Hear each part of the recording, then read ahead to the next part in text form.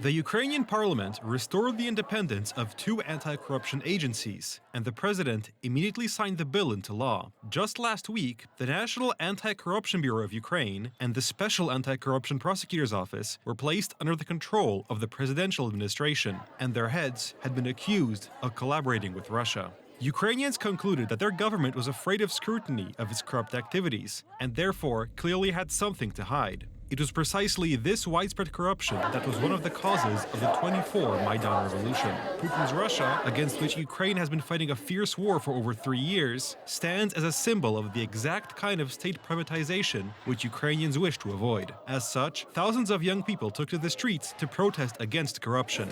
These were the first such demonstrations since Russia's invasion of Ukraine.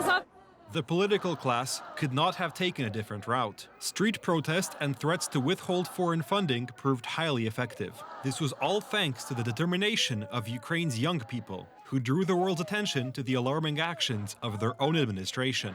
The protesters are young men and women under the age of 26, which is the draft age.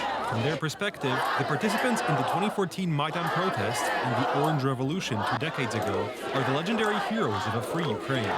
Mykola Kняжицький, a member of Ukraine's parliament, said that the scale of the protest came as a surprise to the authorities.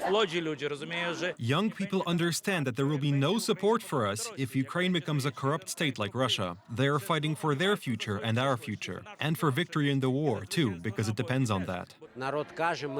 The people said they want Ukraine to uphold the values for which people are dying on the front lines. And I think that message got through to the authorities. Our partners also understood that the Ukrainian people will fight for a free, democratic, and independent country.